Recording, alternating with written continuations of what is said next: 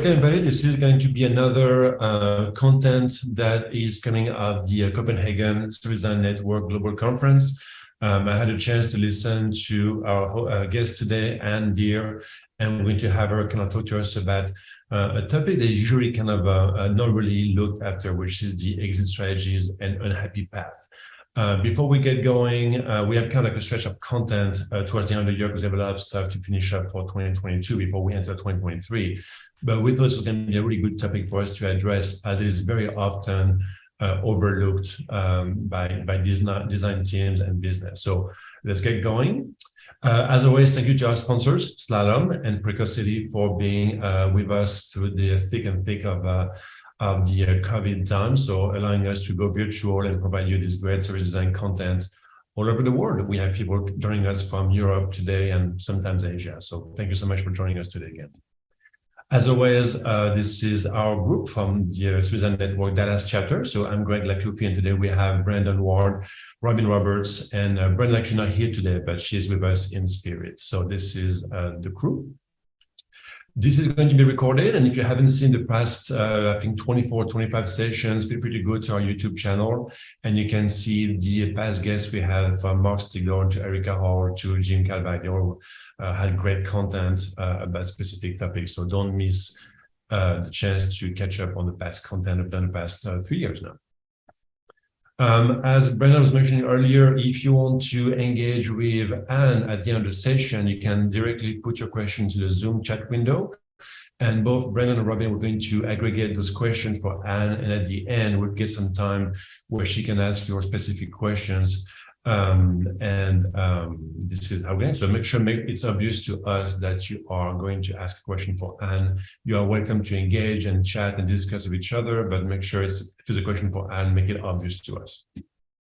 So today, I was saying, this is a forbidden topic, unhappy path and exit strategies, something that very rarely we are discussing with our design team and business and stakeholders. And today we're going to talk about how we can manage that, how we can prepare for that, how we can plan for that, so we don't fall into utter and sheer chaos when time comes that things go wrong. I'm going to use the example from Yvette Sim that I found online, so you can look it up, share the Medium post about this. I'm using the very simple Starbucks experience in Singapore.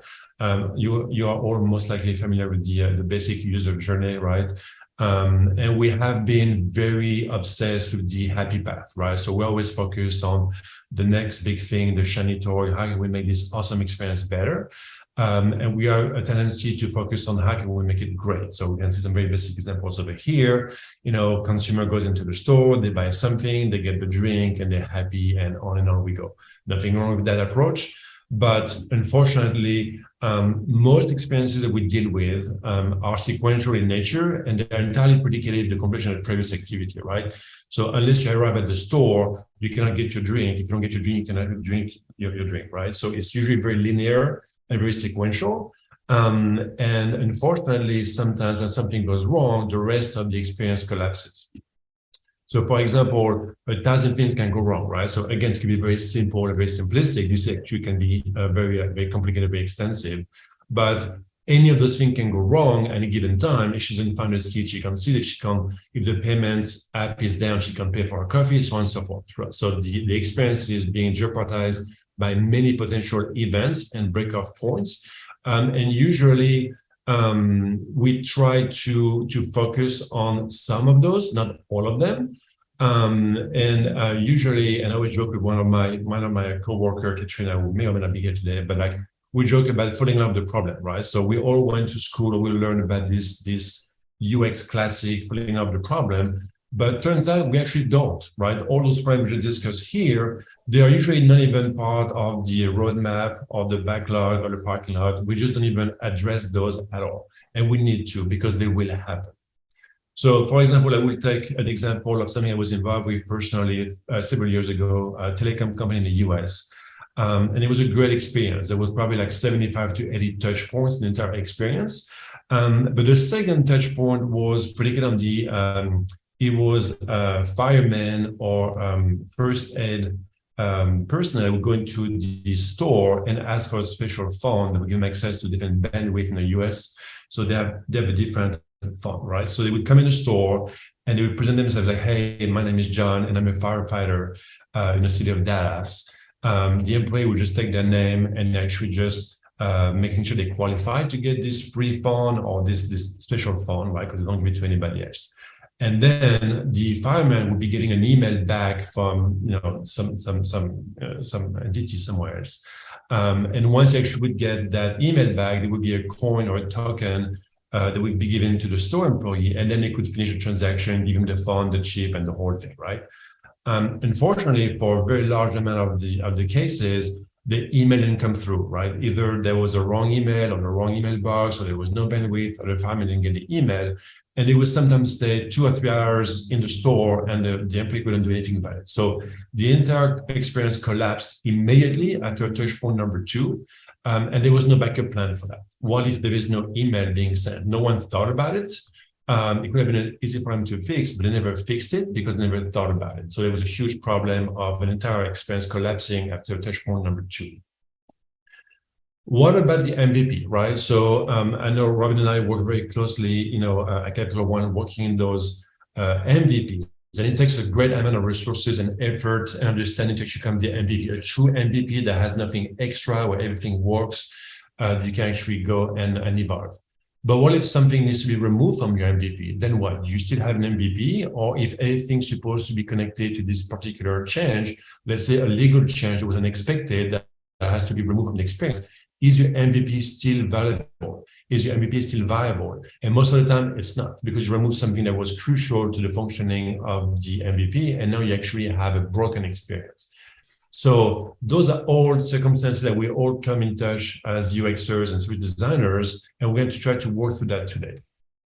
What if your entire experience needs to be retired? We talk about removing a button or a functionality, but what if the whole thing needs to be scratched? What is the transition plan for that? How we talk about this?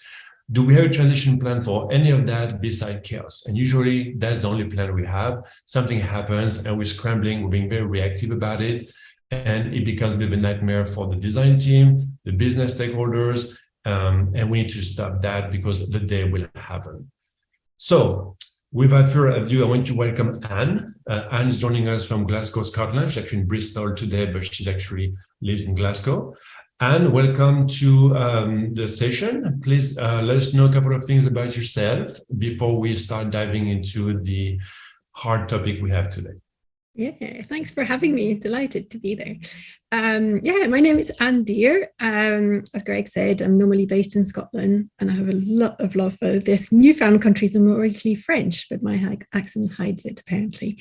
But you'll see from some of the example that I pick from different places, and I even used to live in the States, in New York for 5 years, where I started work. So I'm delighted to be here and to share this talk, but I'm really interested also to hear from you, all the questions that have been mentioned, but also you'll see that a lot of my examples are in Europe, and I would love to make this talk a little bit more global. So bring it on. Give me some examples from where you live, of things you've seen, services you've fallen in love and woken up one day and they're like, oh, where did it go? Or disappeared years ago and you're like, I didn't even know. So let me know. It'd be great to get more examples. Shall I start sharing? So if you don't mind, I'm going to let me see, I can skip the slide or whatever, right? So I'm going to start very easily, and by, can you share with us some concrete examples of services and products that have to be entirely retired, sunset, removed, or killed? I know you have a large amount of potential examples, so I'm going to stop sharing, and you can just share with us a bunch of examples out there. People usually kind of like glaze over. That are very real, right? There's people out there actually having to retire the services. And if you don't mind, just share with us all those potential cases. Yeah. So while I do that, let me know, have you ever worked on retiring or killing a service? If you can use the chat as well, that would be lovely. Like, how many of you are service designers? How many services have you created? And how many have you retired, killed, let collapse? And so apology in advance for the humor, but it's a serious topic, but let's see if we can make it fun as well. And let's take a tour of the graveyard. So the first one that come to mind is the services that are temporary by nature. Thankfully, the support that many of us got during the pandemic, it wasn't like a never-ending situation, even if it felt like that. And some of that support of the apps we needed in Europe, we had contact tracing. So if you got COVID, they could trace your contacts and let them know that you were at risk. All these things were by nature temporary. But there are examples like, for example, some employment services over here, or some other services that were temporary by nature, but people didn't realize at the start that they were temporary, and they set them up as permanent services. So for example, they gave staff permanent contracts when actually they should have given them time-based contracts. So that has some implication. Sometimes there are policy changes. So in the UK, there was a policy to help people make their home more sustainable by replacing, for example, double glazing or boiler, green home grant. That came to an end. The policy changed slightly, and now it's done through another policy called the Net Zero Innovation Portfolio. So one policy comes to an end, another one comes in. Is it designed by design, or we think we've created a policy that will last forever, like get your passport, you're always going to need a passport. I mean, maybe one day we'll come up with something different, but in the meantime, that's a pretty, permanent passport service. There are other services that are cyclical. Interestingly, charities are very well versed in understanding the cyclical nature of services, because their funding is often like annual or biannual, and they know that when they work on a program, if the funding comes to an end there, and their program will come to an end, and they bake that into their services. There are also services that collapse. I'm not sure if it's the same in the US, but in the UK, we certainly found that our energy providers could collapse one day, and your account would be transferred to another provider with very little notification. The first thing you knew, or some of us got a notification, others got warning, but others just got a bill from a different provider. You're like, wait, I'm not with this provider. Why am I getting a bill? With lots of issues. There's also, for example, with Thomas Cook, which was a huge travel agent, collapsed and stranded 150,000 people abroad, the biggest repatriation flights since World War II. I was able to add another example this week with FTX. So even, organization can collapse, and when the transition is in a period of crisis and unanticipated, that brings in different challenges. There's also services that are replaced by another service. I'm very intrigued by the Whipple disease, being discontinued, service being discontinued. Is it because the disease is eradicated? Fortunately not. It's that service is replaced by another. But you see, they can be discombobulating a little bit. And the picture on the left is dinner tickets when you were at school and got a free school meal for usually reasons of income. You used to get a little ticket that obviously, in most school now, it's just a blank card. And so that paper ticket has been replaced by another service. I'll come back to it a little bit later because there's some interesting bits.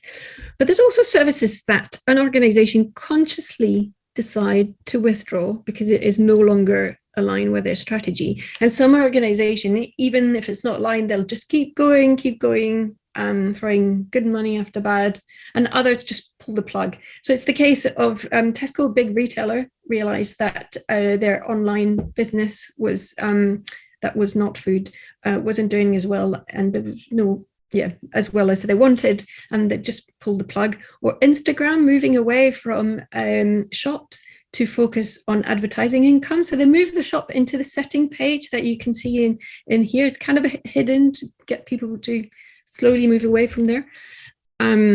And in the UK, same thing. The UK government has a platform as a service, and they realise now that the need is better met by the private sector, so it's no longer in line with their strategy. So even though they have 170 platform, I think, customers that have to move off that platform, customers who are happy customers, not particularly wanting to move away, but it's not in line with their strategy, and they're moving away.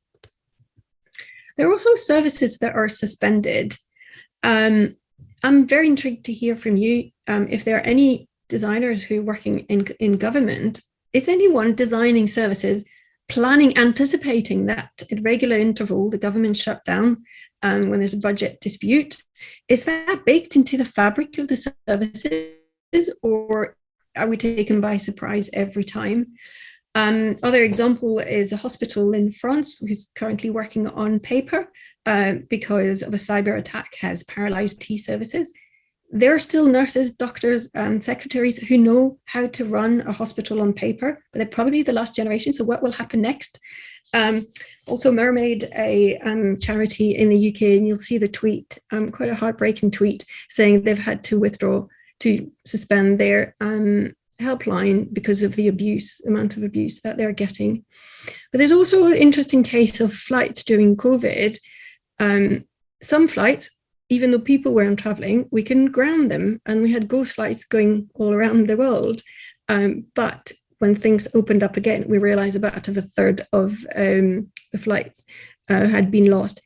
Great if you're looking at it from a sustainability perspective. If you're if you're from a community who is now disconnected from their job, their families, their opportunity, their education, this is a much more difficult proposition. Ask me how I know. There's also interdependency, and this is where like devil's in the detail. Sometimes removing one service will then have an impact on the other service. And sometimes you know, and sometimes you don't know. And sometimes you know and you still can't do enough about it. But, you know, migration of Windows 10, of Internet Explorer, well known. But there's also the case of the free school lunch I mentioned. The government decided to make a free school meal universal because it was the only way to actually reach the children who needed it the most. But by doing this, they've removed the application. You no longer, even though you can apply for a service that you're getting anyway, a lot of other services were built on top of that service. So for example, a school got extra funding. So now if a child is not applying to free school meal, well, then how's the government going to find out that they need the extra funding? So some of these interdependency needs to be decoupled quite carefully. But there's also the unknown around what will be the impact of climate change on our services and our businesses. How many of us have services located in an area that could be flooded? The dramatic fires that we've seen, there will be impact. And there's like the Fed, the European Bank are doing a lot of really good research mapping out so that we can look at these ends. However, not all gloom. Some legends never die, and you can still phone to find out what time it is. Why you would put, I think it's cost 50p as well, why you would phone the speaking clock. I understand when people didn't have watches, or I don't know, but you can still phone, pay 50p, and you know what time it is. Or you could just open your laptop. But interesting. So it's the end of the world, but it'll be fine because there are things we can do to make it easier. But the problem is we first have to remove our bias, or at least question our bias that the services that we create are great and will be there forever. We have to shatter this a little bit and unpack it and start asking some questions of the services that we create. I think that's where we can very good open up to some questions. Yeah, so let me see. I think you have to stop sharing. There you go. So as you can see, there's a ton of potential threats to your services and products. A lot of things that are within your control. Some of them are not within your control. And we talked about earlier the obsession with the happy path. Now we need to start being obsessed with the unhappy path, right? So, Anne, what do you have? What recommendations do you have for designers to bring up, to plan for unhappy path, or break-off points in user journeys with your stakeholders, your design leaders, your teams? Things they don't want to hear at first, but they need to start listening to it. Yeah, I mean, there's a couple of things. There's a few things you can do. I would say the first thing is to build a diverse team. In your team, you always need different profiles, but you need the optimist and the pessimist. So the optimist will spot the prey and make sure that we can eat, but the pessimist will spot the threat and make sure that we stay alive. So by balancing the two, and if you have a team of optimists, just do some role play and say, right, today you're the pessimist, and you start looking for these threats, and it becomes a game a little bit, to start interpreting the data that you see. And the data that you are looking at is within your service. The research will point to those breakup point, the unhappy path, will think it's important to listen to what came before. So see that little ticket that I showed you, a free school meal, for example. That hasn't been the case for decades in many schools. They introduced white card. All the kids have the same card. But people remember the shame of being singled out for being in a low-income family and given a ticket from a different color, or being made stand in line or come to the front of the teacher. So 30 years, 40 years, 50 years later, there's even grandparents who don't want their children and their grandchildren to have free school meal because they're afraid of passing then that experience, when actually now it's a white card. And when you do research, you realize the kids don't even know that one is a free school meal or one isn't the free school meal. It's the same card. So you have to listen to what came first, listen to the pessimist, and also look at the threats outside of the organization. And I love the scenario planning is a way to get people to start thinking about it, and usually it comes quite quickly. So, and what has been the best conversation you had with business stakeholders? Usually it's kind of design against business. I'm being facetious here, but what has been the most conducive conversation you've had with people to convince them to pay attention to those potential breakoff points and unhappy paths? Right? It's kind of it's fantastic when I have a great conversation about those happy paths. It can be a great experience. How do you bring up the fact things can go wrong? And how do you make people understand, pause, pay attention, eventually do something about it? What is the best argument? Yeah, there's so many. I'm sure you'll come up with some others as well. So I'm looking for the first thing is that when you're creating a service, when you're in, from your first prototype, you have to plan how you would take it down. And, an example I heard from someone, they created a prototype. They forgot to unplug the cloud, and they were billed for months and months and months before I could see the face. So they were billed for months for a prototype they never used. But actually, when you talk to engineers and they're saying, right, we should be powering up our infrastructure in the morning and taking it down in the evening and rebuilding it every morning. That's how we should do our services, so that the cost of not continuing with your prototype because the business case is not there, or because the users don't like it for whatever reason, actually, it's not that you have to kill it, you just don't start it the next day.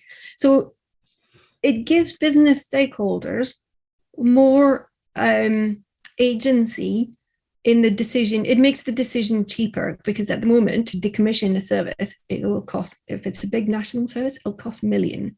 But if you've built it decommissionable, I don't know if that's a word, but from day one that you can unplug it, then it gives them the choice to say, you know what, no longer in line with our strategy, off it goes. So do you actually recommend business to focus on the problems? I know I will use an example that Brandon and I have talked about several years ago, where Netflix in the US, for example, has an entire group dedicated to breaking Netflix, right? So their job is to, I think it's called the Syrian army, and they have this monkey logo, but they work all day long to try to find a way to fail Netflix, right?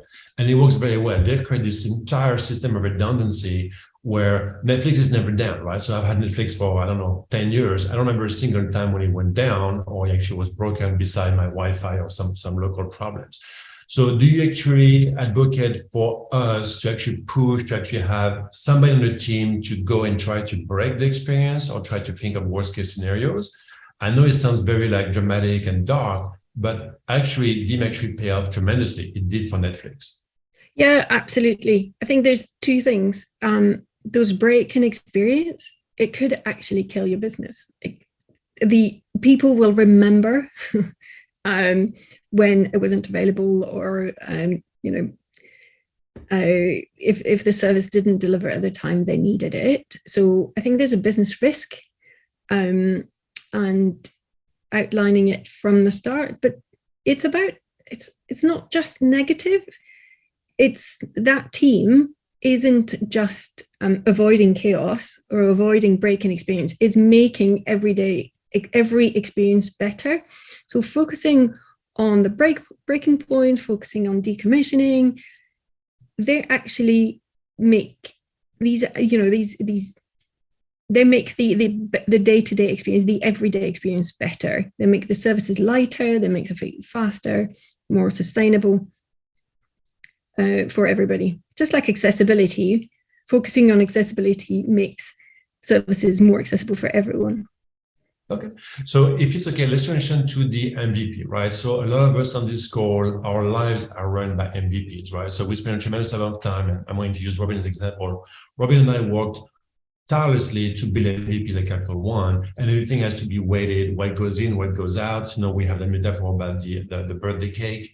You can use the bicycle metaphor, but we spend a tremendous amount of time building this MVP. And if anything comes out of it, you no longer have an MVP, you have a broken experience.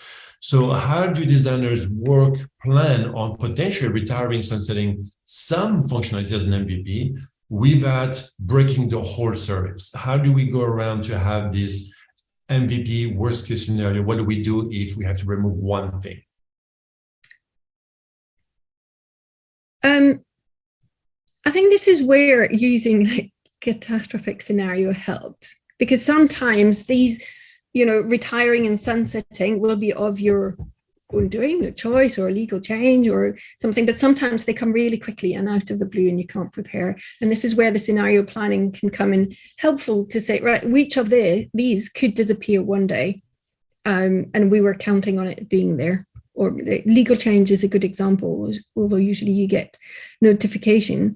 So I think the scenario planning and getting the teams to, I've used that technique sometime to put a tape by the door and saying, it's the alternate reality. Everything is possible, or it's a, doomsday or something like this, but just get people over the threshold. Don't tell me that it couldn't happen. It could. And get people to start thinking about it that way.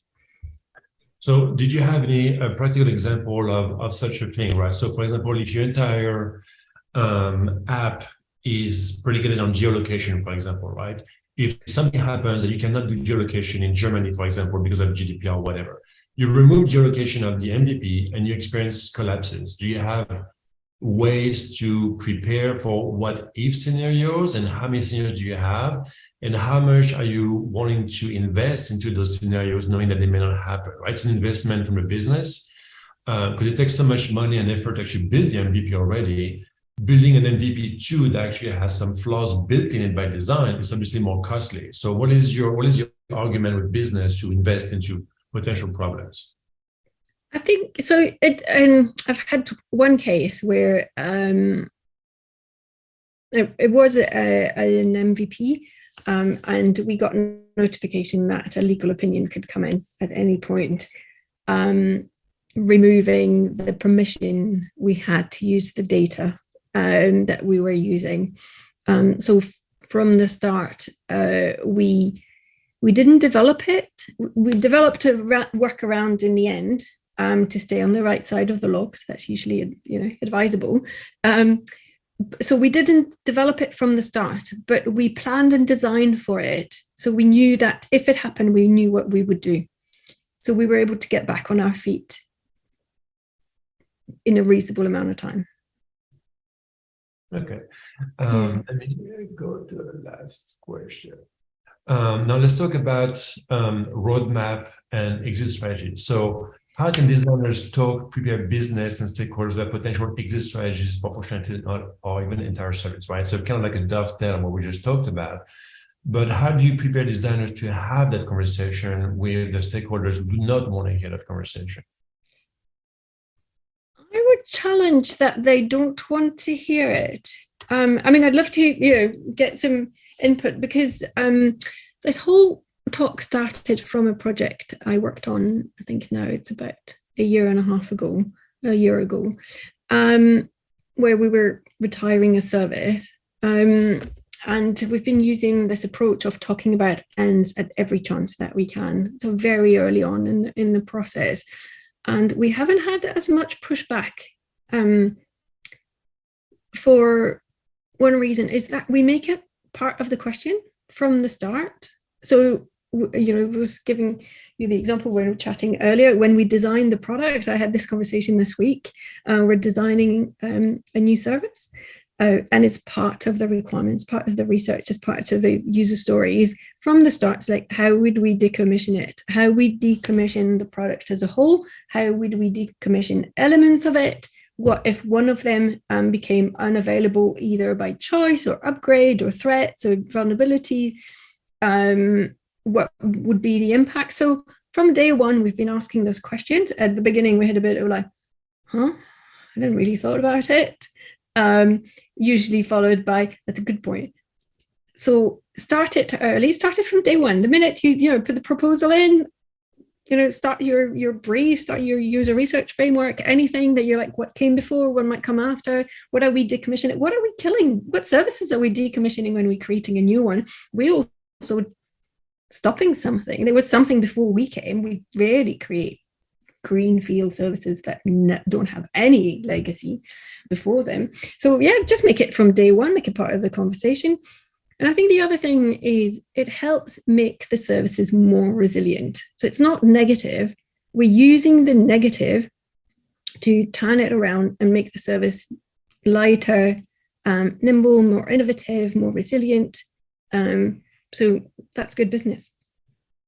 So from your experience, we talked a lot about how designers can actually influence business to understand and talk and plan that way. But what about designers? When you actually go to designers, actually ask them to kind of like step away from the ideation, blue sky, green field, this really cool innovation stuff that we've been trained for and really are obsessed with. What has been the feedback from designers kind of like, oh, I don't really want to talk about this. I don't really want to design an app or a button that's going to allow you to not do something. Are there any pushback from designers? We want services that last. And talking about those, and is one way of making them more resilient.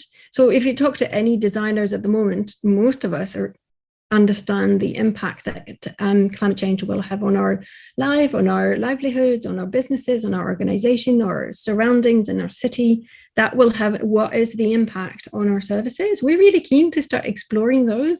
And same thing when you see these big, energy provider failures, that has had an impact on people's lives. So I think that's part of it. I think on the contrary, once you get people on board and do it through scenario planning, gaming, gamification, or any of this, actually, that can be part of the creative process of seeing things from a different perspective to improve the quality of our designs. On the of the extensive list you had at the beginning, I think you had like 20 different categories. From your experience, what has been the most likely to happen? There is some dramatic, complete collapse of a law or whatever, right? But like, what is the most likely situation that we could be finding ourselves every day as service designers and UXers? I think death by 1,000 cuts. It's like it creates such a beautiful service in your head or in Figma or wherever you're creating it. By the time it sees the light of day, is implemented, upgraded, maintained, augmented there, and it's a shadow of itself. And I was chatting to a stakeholder, client one day who was saying that they put a business case together, like everyone does, to put their services forward. But sometimes the service doesn't realize the business case, but they don't pull it back. It's just moderately profitable, but they keep going because it would cost even more to retire. So yeah, it's that. If you don't mind, Anne, I would like to open the floor to questions. So let's see if I haven't been able to keep track of the questions, but Brendan, do you have any questions for Anne? Yes, actually, so selfishly, I have one of my own first. It was, what are some strategies that we can leverage to begin doing this kind of optimist pessimist setup within our organizations? How can I or anybody else on this call get started? What's the first couple of things we need to do? Interesting. I think ask your teams. I would probably ask your teams, like if they feel comfortable bringing up the negatives or bringing up the risks or bringing up those scenarios, or have we created work cultures that are enthusiastically optimistic, let's keep going, it's going to be great, or are we making room for doubt? So I think that's the first thing I would say, is maybe your pessimist and optimistic or an optimist are already in the team but not free to express their point of view. Very cool. Thank you. Yeah. And then I'll just jump on the next question, and then Robin can get the next one. So our next question comes from Joseph. Joseph says, every service is unique, but are there trends of best practices for ending a service? For example, providing legacy support, providing glide paths to replacement offerings, etc. That's a really good question. I don't think so. I don't think there's a one approach. What I can share is the lesson learned. So talking about services is one of them, but considering where the data goes, who needs access to it, who is legally entitled to keep access to the data. From experience, that's a really sticking point. The fact that staff will leave while you're retiring the service, they're not going to wait until you've neatly tied everything together and turn the key off and close the door to start looking for a job. So people will start jumping at different points. So you're losing a lot of knowledge that you need at the most critical moment. Then there's some literature and some research on closing services. I can share that list as well. Yeah, that would be great. Thank you. Robin, do you have a question? Yeah, this is actually a question of my own, but it's a good follow-up, I think, to what we were just discussing. Would you say there's any nuanced difference between strategies for organizations that are shutting down completely, sort of ending their space, or organizations that are still going to maintain a relationship with the customer? They're just shutting down a portion or a service or a part. Yeah, of course, there will be differences because, if the entire organization is shutting, like who is taking on that role and that relationship.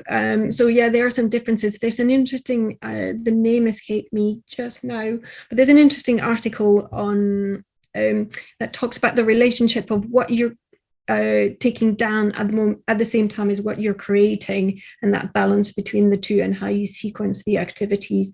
So it's, and maintaining, and we were talking about earlier, the customer experience, maintaining the customer experience if you're continuing your business. But I think for all of us, most of us are in the jobs of creating services. The question there is what came before us, because we might not be aware, but there might have been a service, there might have been an entire business, there might have been a brand, and people experience it, and it stays with people. Like that service memory, I think we often underestimate in service design, is people expect things to work in a certain way, either because that's how it worked in the past or that works in their different location. For example, if I moved from France to the UK, I didn't realize that's how GPs work, for example, or we see a lot of transfer of experience expectation from, this is how my bank works, why is my doctor not working the same? Do you know what I mean? Like, so those different expectations. Yeah, that actually reminds me of a personal experience that I just didn't realize was an exit strategy in the terms that I think at least I was thinking as you were talking. It was a transition of a monetization model for a business that had been free, or a free service for a long time. And the realization was, to sustain, they had to turn it into a monetized service. And how difficult that actually was, because they never planned for it to be monetized at any point. It was sort of a, we have to shift. Okay, we have another question here from Karan, and this is, what are some of your go-to methods or tools to thinking through scenarios? Do you have kind of like, your favorite toolbox? And I know you mentioned the pessimist, optimist, or point of view. The scenario planning, the scenario planning tool. Val, I see you're there. You can remind me what they're called, but they are the scenarios that were used to plan the transition to democracy in South Africa, so what you're looking at there is you do the scenario planning. You look at the topics that could come up and the extreme that they could manifest themselves in. But what you're looking at is not predicting the future. That would be great, but no, it's the topics behind it, the things that you're looking at.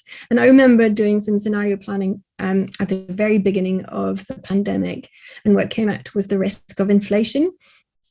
So we were looking at it and what would be the impact on the business or the organization of inflation. And then for years we looked at the inflation number and it's not going up. It's not going up. Did we get it wrong? And eventually it went up, and it was like, whoa, yes, it went up. God, it reminds me of FMEA or failure mode analysis work, where you're just thinking through all the worst case scenarios. And that's great. The other reason why I like this tool is because it's really simple. You could do it in a very small workshop, very short workshop with people who don't have any experience, but actually they bring in a lot of experience of design, and they bring in lots of knowledge from different sector. So, and we've talked about Netflix, they're the Chaos Monkey Army. Do you recommend, I'm thinking about the World War Z movie, for example, I don't know if you've seen it, when there is kind of like the government of Israel can have like 6 people, and the 7th person on the team job is to always go against the other 6, right? So they have this kind of redundancy and check and balances system. So do you recommend I actually have this one person whose job is literally to always think of worst case scenario and to always be that check and balance to keep the team honest? I see. I couldn't help but see the reply saying it's too depressing to be that person. I think Val's right. It will come. I remember somebody calling me a canary in the mines. Smelling the carbon monoxide before the explosion. But it is exhausting, and so it's better done as a role play, and also like taking turns. Because you all bring your own mix of experiences from different places. So I would prefer to do it as your turn. But you mentioned earlier to actually have like a balanced team, like optimism and pessimism. That would be a great job for somebody who's actually a pessimist. They always think a worst case scenario regardless. That's an ideal job for that person. That's for them to say. But I think it's yes and no, because what's the story of the boy who cried wolf? So yes, you can play that role. You could join another project, for example, for facilitate that workshop, or it could be tiring. And I think it's better done as well if we make it part of everything we do. We don't have like, invite Greg to the workshop. He's our best at ideation. Well, actually, no, we need to instill these skills in everyone, and do it as part of our day job. Very cool. Robin, Brennan, do you have any more questions? We've got some. So first, again, I want to selfishly inject here a little bit. I'm not a prepper by any means, but within my family, it has been instilled within us to have at least 72-hour kits for everybody in the home. And moving to Dallas was a big uptick in that sense of urgency, because we get hit with all sorts of weird weather all the time, tornadoes and whatnot, and having a go bag for you and all your kids and a place to meet and emergency preparedness plan. It just makes sense. You hope you never have to use it, but you set it, you forget it, and you kind of just keep it lively. And that feels kind of like what we're talking about, that we're understanding that the world will throw stuff at us and fortune favors the prepared, right? And that's what I get. But I think there is some fun to be had there. There's a television show that came out a number of years ago called Revolution, here in the States anyway. And the conceit was that all electricity died. And it was no longer possible to generate electricity. Reason is the MacGuffin, but you couldn't generate electricity anymore. It is impossible. And so the world, of course, fell into chaos. And how do people now figure out how to move forward when there's no electricity?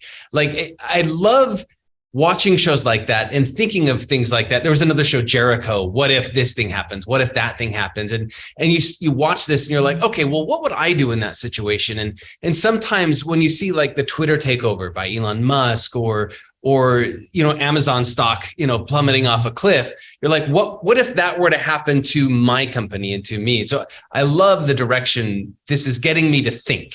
So thank you again, Anne. There's no question there. It's just, I love the concept and the vectors we're heading there. But Kieran did have a question. And his question was, Kieran, I apologize. I hope that was a he. He or she says, sorry? She. Kieran's a she. Here's a sheet. Thank you. How do you help refine the scope of what you use to pressure test? Because there are so many things that could happen in today's world. That's such a good question. I'm the what if person in the team, so I'm not sure I'm the best person to answer that question. I'd be like, oh, and what if this? What if that? And then it can be the someone else to refine. But I think any good prioritization, how likely is it to happen? If it happened, what would be the impact on the service? But more importantly, it's a learning tool. So which one are the most useful for us to learn from? So for example, how likely are we to run out of that there are blackouts in the UK, energy blackout in the UK this winter? Medium, because we're talking about it. What would be the impact? Severe. But actually, what can we learn? How would my service perform in an energy blackout? That's what you're after. They're prompts, so they're not that you have to necessarily prepare for that particular scenario. It's what can I learn from that scenario to make my service more resilient in the first place? So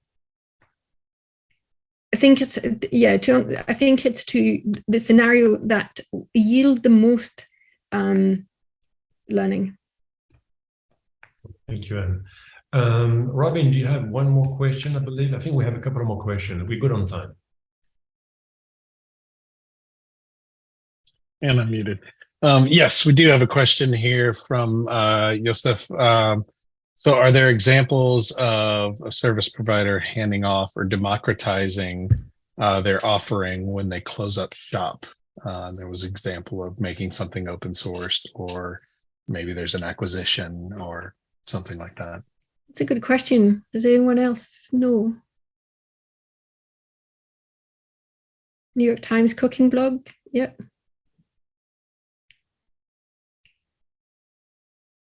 But when they closed, did they close it? Is that what happened? Was it behind a firewall and they opened it access to everyone when they closed it? Here, Lisa, I can take you off mute if you know more about it.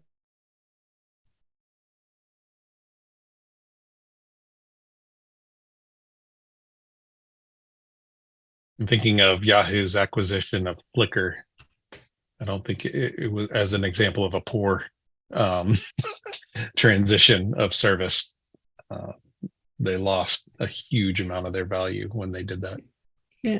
Lisa, you can speak if you want. Do you have more background information on the New York Times cooking blog? You can speak if you want. From the articles that they had issues with people getting political and cooking blog, and the community. Lisa, we can't hear you at all. Sorry. Is that better? Yes. I'm sorry.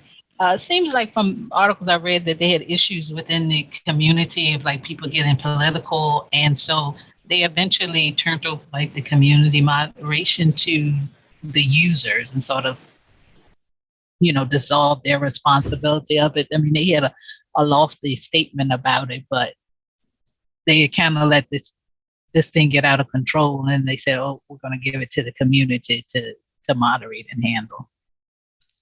Yeah. Val mentioned as well, like landowners handing over land to their local community. Yes, I saw that in the. And Robin, I think I'm going to give you the last question, which is the mighty ROI question. Yes. Always about money, right? So go for it. Yeah, just play devil's advocate here. Do you have an argument for the leaders who might challenge the ROI of spending time designing the exit? I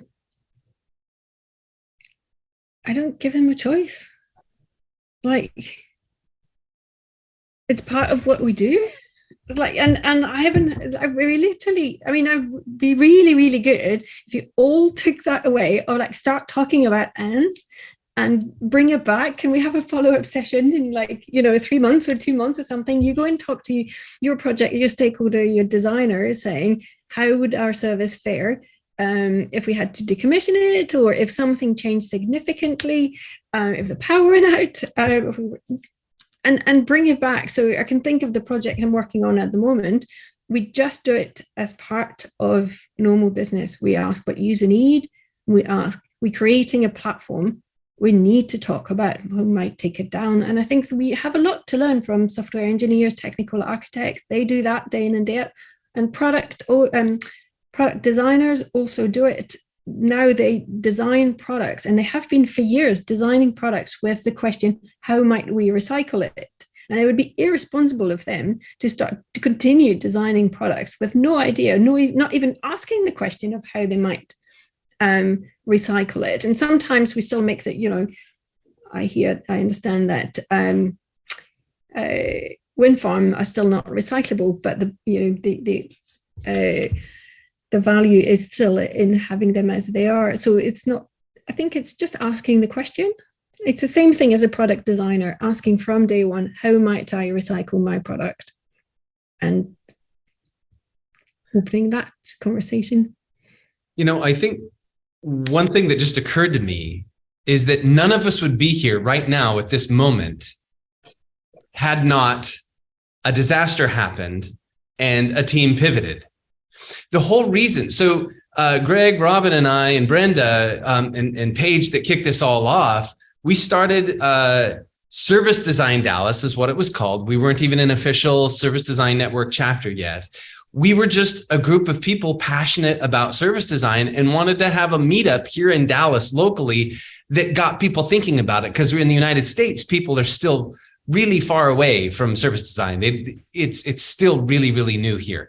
And so, Paige got this started. We all kind of jumped on board and started having these local meetups. And things happened. People went different places with their lives and their careers and whatnot. And so here, Greg, Robin, Brenda, and I are, and the pandemic hits. So we jumped on a meeting. We said, well, we can't have any in-person events. We're like, well, let's just do it on Zoom. It was really a very short conversation. It wasn't a big deal. We're like, I talked to my company. I said, hey, can I get an upgraded Zoom license so we can host bigger groups and bigger meetings? Greg contacted Mark Stickdorn, and we had our first meetup. We didn't even break a sweat. We had a physical meetup, pandemic hit. The next month, we had a virtual meetup on Zoom, and a bunch of people joined, way more than joined any of our physical meetups. And we're like, well, that was kind of interesting. We had people joining from Australia and China, and we're like, we couldn't do that locally. And then we just kept doing it.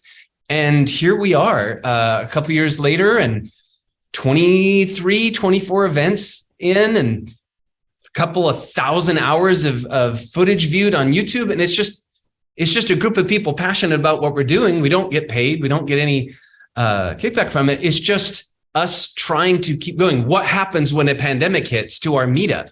And a whole bunch of meetups didn't pivot. A whole bunch of even in service design, they just kind of stopped, and those communities are gone. They don't even exist now because they just kind of went elsewhere. And here we are thriving and trying to figure out what we're going to do for our next in-person event. That's our new challenge. Is we're so used to this virtual thing. We don't know what the disaster of what happens when we run out of Zoom or power and we have to meet in person. What does that look like? Now we don't know. So that's our disaster preparation that's happening right now. I think that's a really good question. A really good question. The conference we went in, Greg and I, was half online and half in person. But another conference I attended to recently, they made the decision of being only in person to start rekindling some of the conversation and the relationship. There's a big pushback from people saying, hey, I'm excluded now. I've been included for the last 2 years. I can't travel to where that conference was for various reasons. And I've been included and now I'm back to being excluded. I don't like this. So I think that's really challenging.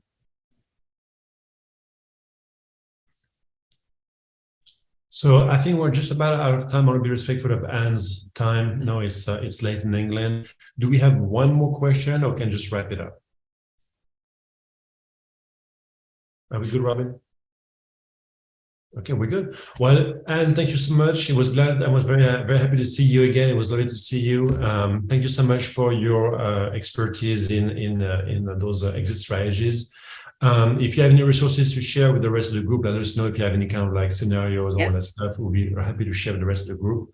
Thank you so much for your time. We really appreciate seeing you. Hopefully we'll see you again in the next conference. You have a talk. We're going to have several more content sessions between now and the end of the year, trying to wrap up the 2022.